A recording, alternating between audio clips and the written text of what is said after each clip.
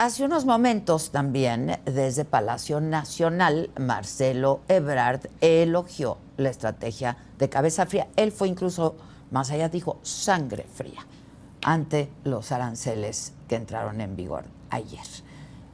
Evitó ofrecer, como escuchábamos, detalle del plan de acción de México. Insistió en que será el 2 de abril cuando se revele la estrategia de nuestro país.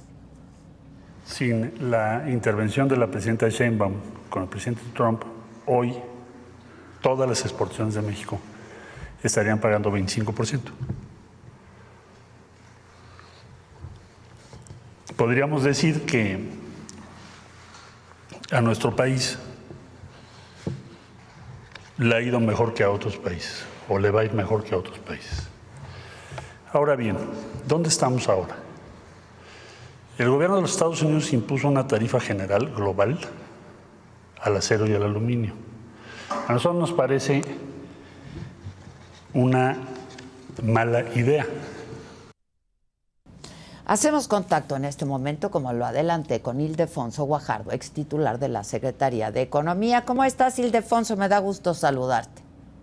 Adela, qué gusto saludarte desde aquí, desde Monterrey. Y pues aquí, siguiendo el drama que parece telenovelesco. ¡Qué culebrón, eh! Es increíble, increíble, pero ya lo conocemos, Adela, no es la primera vez que nos enfrentamos a Donald Trump. No es ya tenemos una experiencia muy sólida. No es la primera vez, pero hemos comentado en ocasiones anteriores, Ildefonso, que llegó recargado, ¿no? Es un Donald Trump recargado que pues parece pensar que ya no tiene él nada que perder, ¿no? Que va por todas las canicas. Mira, sí es recargado, pero el perfil psicológico es el mismo. O sea, digamos, es más extremo. De hecho, lo acaba de demostrar cuando impuso aranceles y los quitó en 24 horas, con el fin de tratar de demostrar que sí es capaz de hacerlo, pero finalmente lo retiró, ¿no? Lo retiró, como tú bien dices, a todo aquello que cumpla con el acuerdo. Pero la verdad es que es muy fácil. Muchos de los bienes que mencionas que no estaban cubiertos están entrando con arancel cero y no era necesario que buscaran el beneficio del acuerdo. Ahora con esto, pues inmediatamente piden el beneficio y la regla les permite seguir exportando. Entonces, yo creo que es un poquito más allá de lo que normalmente se declaraba como cumpliendo con el acuerdo.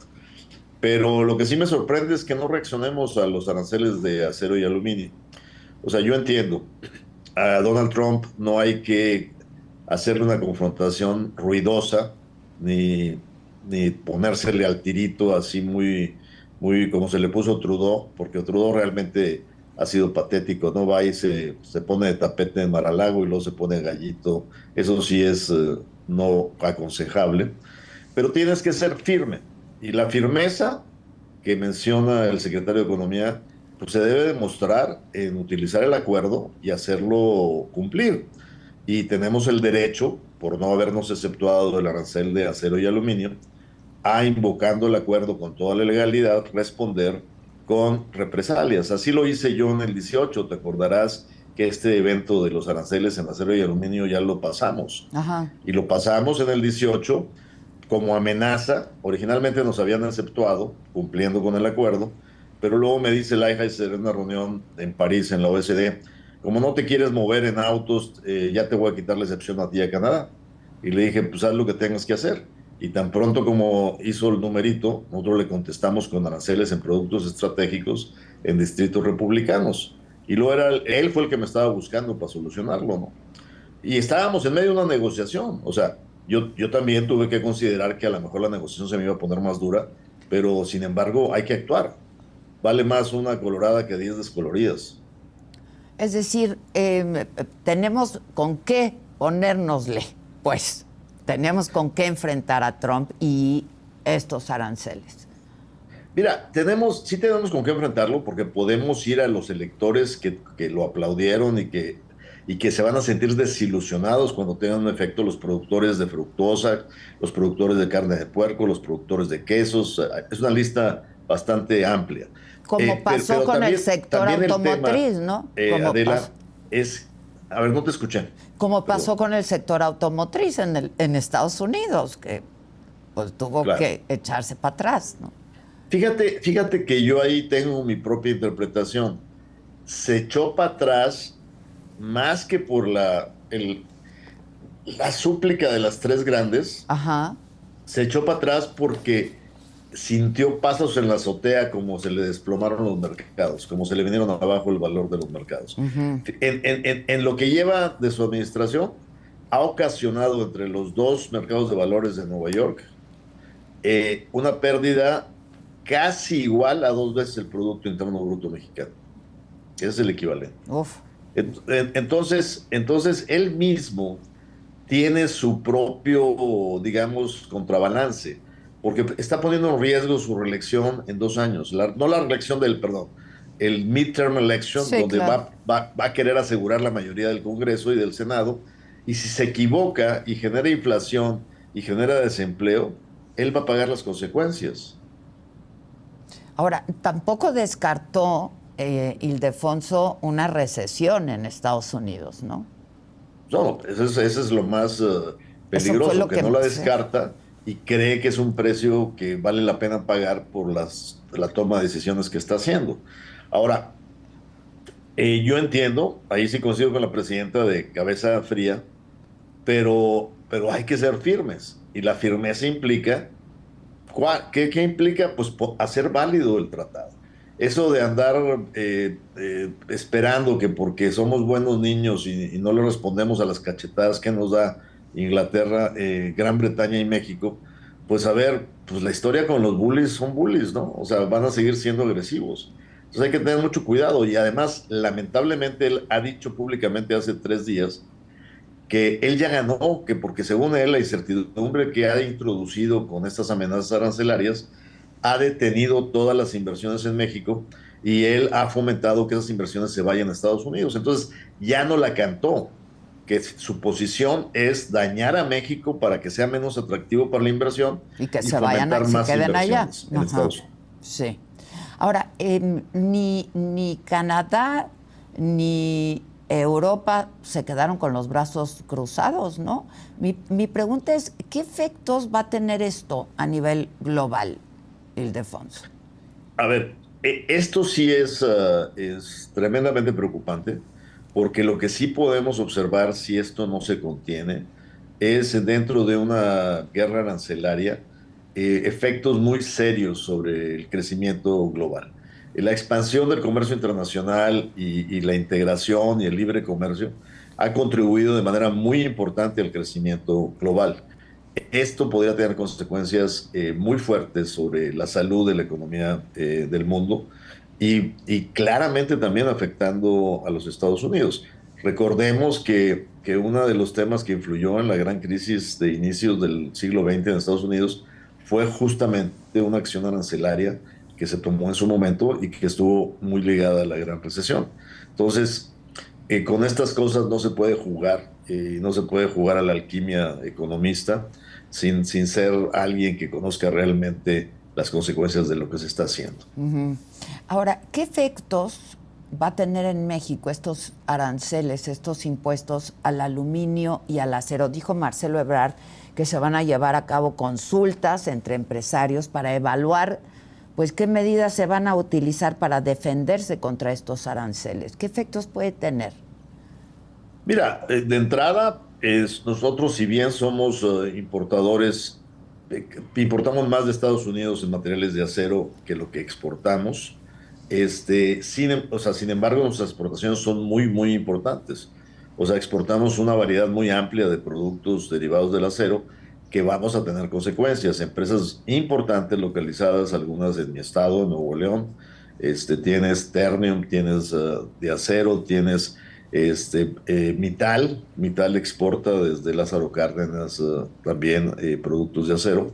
Entonces, sí tenemos un tema que tiene un daño generado por esta decisión. Y sin duda, eso pues, tiene un impacto en nuestras líneas de producción y en la generación de empleos en el país. Ahora, esta locura de querer regresar la manufactura básica a Estados Unidos pues es muy lógica. O sea, tú quieres una planta industrial basada en productos de acero de los años 80, cuando realmente tu economía está en inteligencia artificial, en valor agregado, en la innovación. O sea, ¿qué joven de 25 años va a querer ir a trabajar a una línea de horno de acero candente cuando su ilusión es estar en las nuevas tecnologías? O sea, no tiene ni siquiera la mano de obra Sí, para sí, estar sí. en esas líneas de producción. Sí, sí, sí. Ahora, esto afecta a Estados Unidos. Esto que está haciendo Trump afecta a Estados Unidos. Lo hemos dicho también muchas veces. Está y va a encarecer aún más sus productos. Pero ayer Trump presumió que la inflación en Estados Unidos ha bajado en comparación de enero. ¿Cómo? Pero la mayor parte de sus acciones y sus medidas están empezando a tomar efecto. Los mercados, de alguna manera, lo aprendieron a conocer mejor en esta ocasión que en la anterior. Mm. Tú viste, por ejemplo, que cuando vino la amenaza de aranceles en febrero, el tipo de cambio no se movió más allá de un 5 o 6%.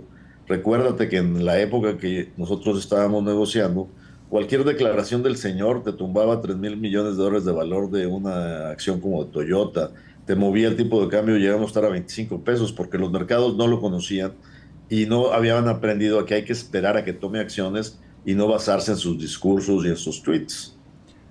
Ahora, parece que a Trump no le interesa el mundo, ¿no? No le interesa Europa, no le interesa el mundo, pues.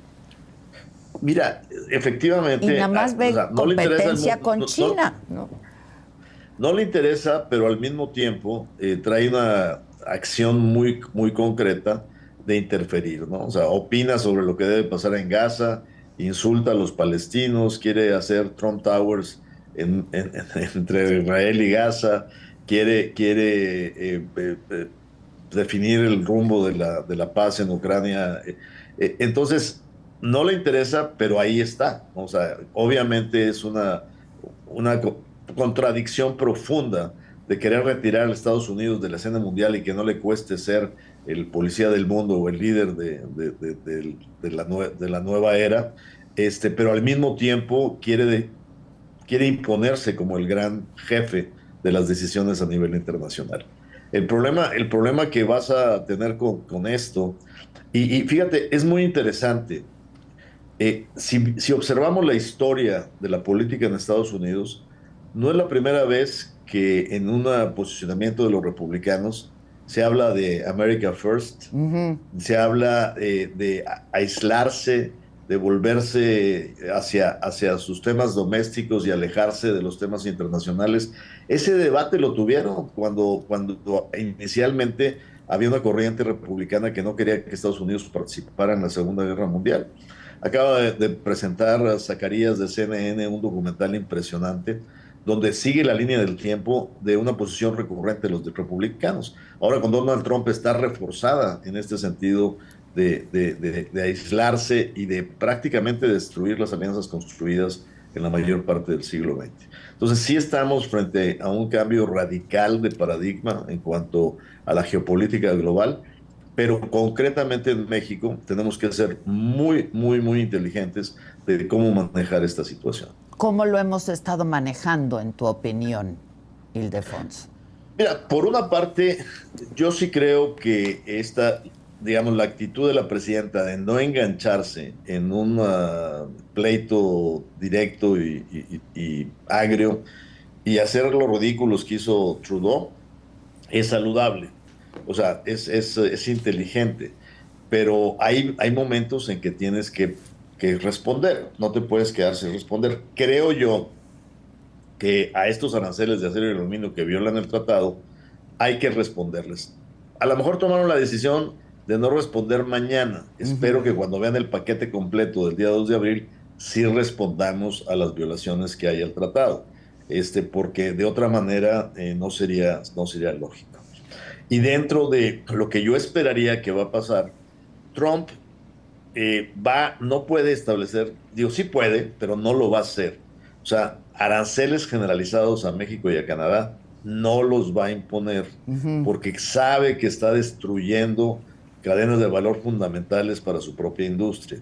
Entonces, ¿Qué es lo que va a pasar? El 2 va a poner aranceles al resto del mundo y nos va a afectar esos aranceles en la medida que algunas empresas, por ejemplo automotrices, aún están en el periodo de transición para cumplir con las exigencias del nuevo TEMEC, o sea, el nuevo tratado.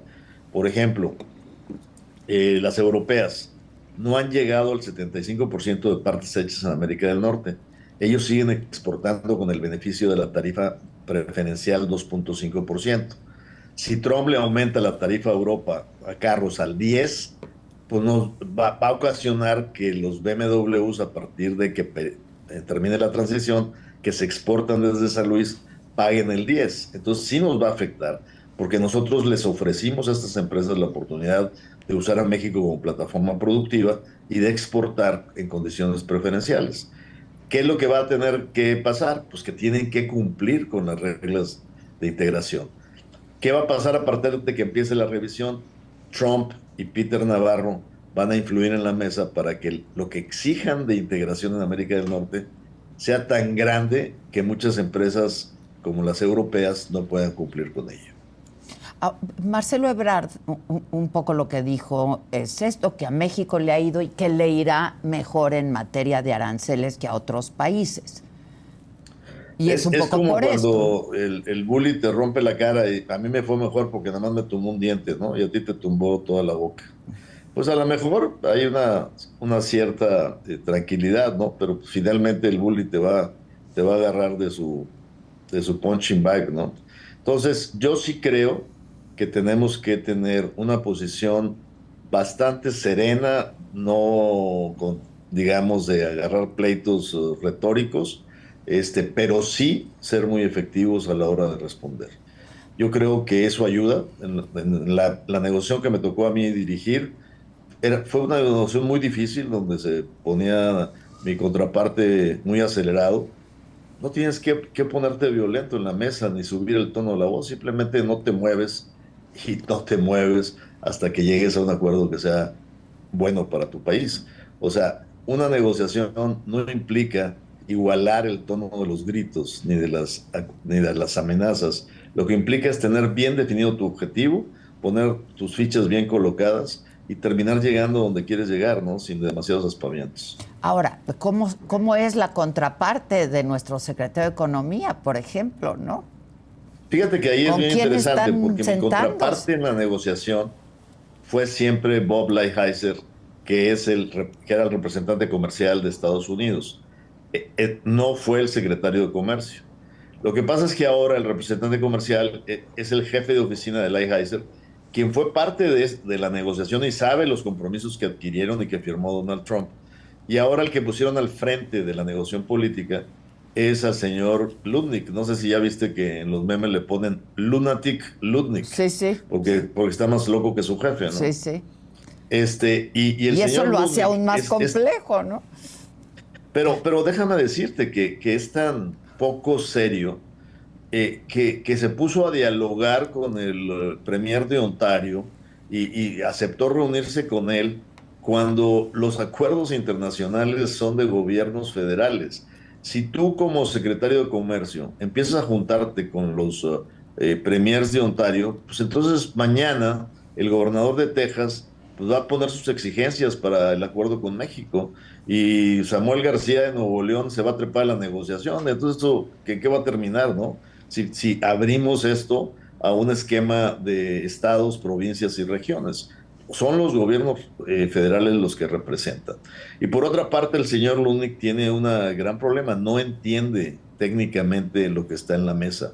Ha hecho declaraciones que demuestran su total falta de conocimiento de lo que está en la negociación. Y eso es muy peligroso. Pues sí. Una de las cosas que ayudó mucho en mi época como negociador es que Bob Lighthizer podría yo diferir con él de su posición más proteccionista, pero era un abogado que defendió a intereses comerciales de los acereros por 30 años, un experto en el tema. Entonces, lo que tú quieres enfrente no es alguien que piense como tú, pero alguien que entienda lo que está en discusión y las consecuencias de lo que está en discusión. Sí, y esto lo hace aún más peligroso, el que no entienda y sea un lunático. Fíjate que la revista Político de Washington, que es muy, muy respetada en materia de la grilla de DC, ¿no? acaba de sacar un comentario que hay muchas críticas en la Casa Blanca a Lutnick, que no solo es un yes man, pero que es un yes man que a veces se equivoca y toma decisiones que se le adelantan al Trump y luego Trump lo tiene que desmentir y jalarle la correa. Y hay gente que cree que la vida política de Lutnick en el gabinete no es de mediano ni de largo plazo. Y recordarás que por ahí se mencionó muchísimo la posibilidad que quería Robert Lighthizer de ser parte del gabinete como secretario de Finanzas o secretario de Comercio. Entonces yo no dudaría que en menos de un año tengamos algún cambio en el gabinete de Trump. Ya. Ahora, finalmente, Ildefonso, de aquí al 2 de abril faltan unos días. ¿Eso va a tener un costo para México? ¿En qué se traduce? Mira, sin duda, todo aquello que está en el pipeline de compromisos va a pagar arancel. Entonces sí va a haber un costo para los acereros mexicanos. Aquí lo que nos pega es acero más que aluminio. Obviamente también tenemos un tema hay que ver los detalles sobre la determinación. Una cosa es aranceles sobre productos básicos, más que productos procesados. Hay muchas autopartes que exportamos que contienen aluminio y que ahí yo esperaría que el detalle no impacte ese tipo de exportación de aluminio ya elaborado. Pero de que va a haber afectación en estos 18 días que quedan 19 días para concluir el mes, va a haber. Podrán retener temporalmente algunos flujos para esperarse a una mejor definición. Yo creo que no van a retirar esos aranceles, no van a exceptuar a México en esos aranceles. Vamos a ver qué pasa el 2 de noviembre. Ya. Si el resultado el 2 de noviembre es que efectivamente nos exceptúan, pues chapó, y qué bueno que ese fue el resultado de la negociación. Sí, claro. Ahora, ¿cuál está siendo el costo para México de estos aranceles que sí se nos impusieron en productos que no están dentro del TEMEC? Mira, el asunto es bien importante esta explicación, Adela, porque fíjate que te voy a dar un ejemplo.